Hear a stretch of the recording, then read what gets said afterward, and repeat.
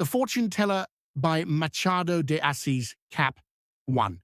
Hamlet observes to Horatio that there are more things in heaven and earth than are dreamt of in our philosophy. It was the same explanation that the beautiful Rita gave to the young Camillo on a Friday in November 1869 when he laughed at her for having gone the eve before to consult a fortune teller. The difference is that he did it. In other words, laugh, laugh. Men are like that. They don't believe in anything. Well, you should know that I went and she guessed the reason for my visit before I even told her what it was. She had just started dealing the cards when she said to me, "You like someone?" I confessed that yes, and then she continued to lay out and arrange the cards. And in the end, she told me that I was afraid you would forget me, but that it wasn't true. "Wrong," interrupted Camillo, laughing. "Don't say that, Camillo. If you knew how I've been feeling because of you, you know I've already told you. Don't laugh at me. Don't laugh." Camillo took her hands and looked at her seriously and intently. He swore that he loved her very much, so her fears seemed childish. In any case, if she had any fear, the best fortune teller was he himself. Then he scolded her. He told her that it was imprudent to go to such houses. Villela might find out.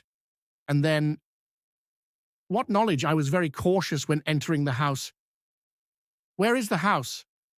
"Nearby, on Guardavella Street. There was no one passing by at that time." "Relax. I'm not crazy."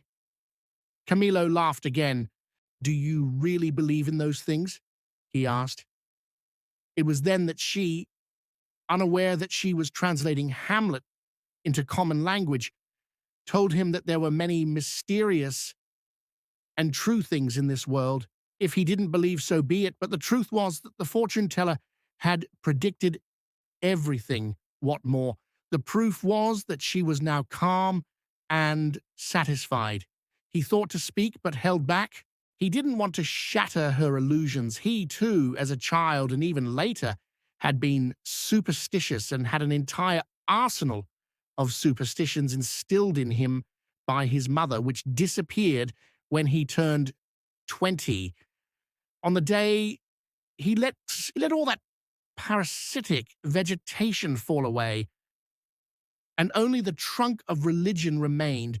He, as if he had received both teachings from his mother, enveloped them in the same doubt, and shortly after, in a single total denial, Camillo didn't believe in anything. Why? He couldn't say. He had no argument. He just kept denying everything. And I put it poorly, for to deny is still to affirm, and he did not express disbelief. In the face of mystery, he contented himself with shrugging his shoulders and walking away.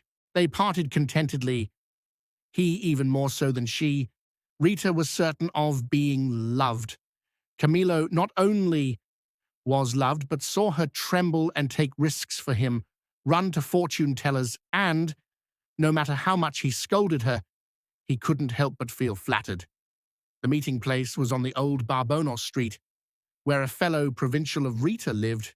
She went down Rua das Mangueiras toward Botafogo, where she resided. Camillo went down Guardavella, glancing at the fortune teller's house.